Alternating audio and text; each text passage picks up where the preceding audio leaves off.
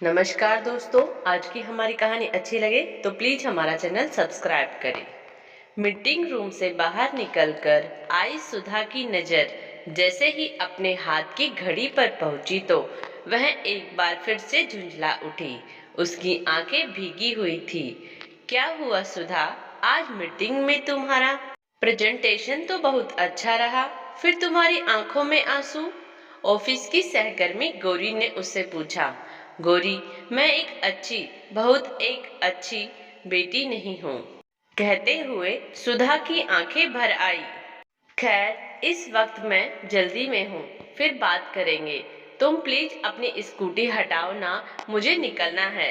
कहते हुए सुधा अपनी स्कूटी स्टैंड से हटाने लगी और गौरी के स्कूटी हटाते ही तेजी से अपनी स्कूटी लिए ऑफिस पार्किंग से निकल गई। रास्ते में उसे यह रहकर अपने बॉस की बात याद आ रही थी जब उसने छुट्टी की एप्लीकेशन दी थी। सुधा, छुट्टी? सोचना भी मत, तुम्हें पता है ना, कंपनी का प्रेजेंटेशन तुम्हें ही देना है और ये टेंडर हमारी कंपनी के लिए बहुत जरूरी है। बीते साल बीमारी की वजह से पाबंदी झेलते हुए बहुत नुकसान झेला है हमने। और मत भूलो, उस समय कंपनी बंद होने पर भी सैलरी दी थी कंपनी ने अपने तमाम लोगों को। ऐसे वक्त में आप लोगों को भी सोचना होगा कंपनी के लिए। पर सर, मेरे सास ससुर पहली बार यहाँ हमारे साथ कुछ दिन रहने के लिए ही गांव से आ रहे हैं। आप समझने की कोशिश कीजिए। मुझे कोई भी बात नहीं सुननी, कहकर बॉस तो सीट से उठकर चले गए, मगर सुधा वही जम सी गई थी।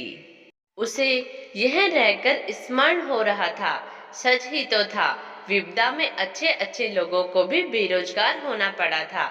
खुद उसका पति मोहन भी इससे अछूता नहीं रहा था। उसकी नौकरी भी तो। उसकी आंखें भीगी हुई थी।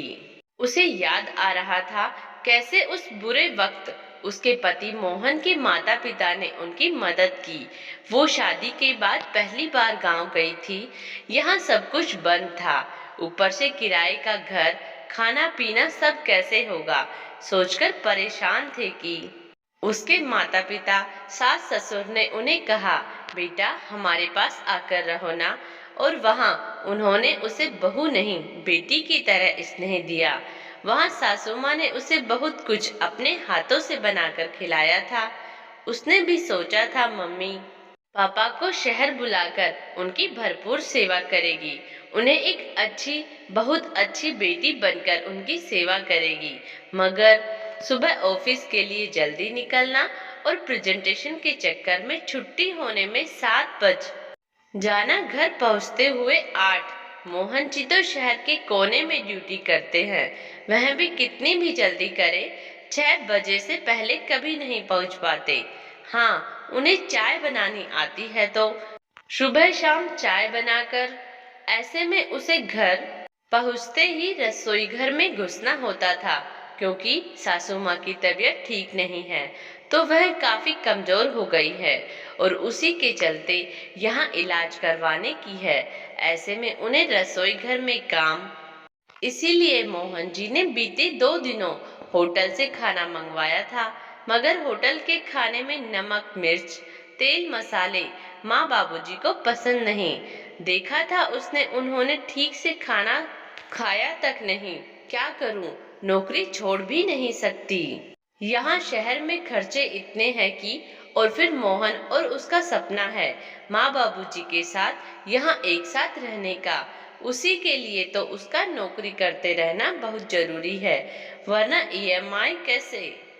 इसी कश्मकश में वह घर पहुंची और अंदर घुसते ही माँ को कुर्सी पर बैठे हुए देखकर बोली, मम्मी जी कैसी तबीयत है आपकी? काम इतना था कि फोन पर भी आपकी तबीयत नहीं पूछ पाई। बस 5 मिनट में आपके लिए कुछ बनाती हूँ। अरे, इतनी हड़बड़ाई क्यों है बेटा? पहले हाथ मुंह धोकर कपड़े बदल कर आ, कहते हुए वह तेजी से बाथरूम में घुस गई और जल्दी से हाथ मुंह धोकर कपड़े बदलकर बाहर आई। सबको डाइनिंग टेबल पर बैठे देखकर वह चौंकी। अरे ये क्या मोहन जी, आपने आज फिर बाहर से खाना मंगवा लिया? मैं बनाने वाली थी। जी नहीं, खाना बाहर से नहीं आया। मोहन ने मुस्कुराते हुए कहा, क्या? तो आपने, मगर आपको तो खाना बनाना नहीं आता। हाँ सुधा, तुमने सच कहा, मुझे खाना बनाना नहीं आता, मगर आज खाना घर पर ही बना है। मतलब मम्मी जी, उफ, मैं सच में बहुत शर्मिंदा हूँ। मैं एक अच्छी बेटी नहीं हूँ मम्मी जी। अरे सुनो तो, आज पापा जी ने खाना बनाया है। मोहन ने फिर से मुस्कुराते हुए कहा, आपने पापा जी, आपको खाना बनाना आता है? बेटा, मैंने तो तुम्हारी सासू माँ के निर्देशन में बनाया है। अब तुम परोसो तो पता चले। सुधा ने कुकर खोला। वाह, क्या खुशबू है। रुको बेटा, आज मैं सर्व करूंगा। आप सब लोग खाकर बताएं मैं पास हुआ कि नहीं। पहला निवाला मुंह में डालते ही सुधा की आंखों में आंसू निकलने लगे। क्या हुआ बेटा? लगता है मैंने मिर्च ज्यादा डाल दी। नहीं पापा जी, मिर्च ज्यादा नहीं, आपने प्यार ज्यादा डाल दिया, कहकर सुधा टेबल के किनारे खड़े ससुर जी के पैरों में झुक गई। अरे, बिटिया पैरों को नहीं छूती, उनकी जगह पिता के मस्तक पर होती है, इसीलिए तो उन्हें सिर का ताज कहा जाता है। और मैंने कुछ अनोखा तो नहीं किया। अपना परिवार अपना होता है और घर परिवार में सभी का हाथ बटाने का जिम्मा होता है बेटा, कहकर बाबूजी ने सुधा को स्नेहिल भाव से उठाकर सीने से लगा लिया। पापा, कुछ मुझे भी सिखा दीजिएगा, मुझे भी आपके जैसे एक अच्छा पिता बनना है, कहते हुए मोहन एक बार फिर मुस्कुरा दिया।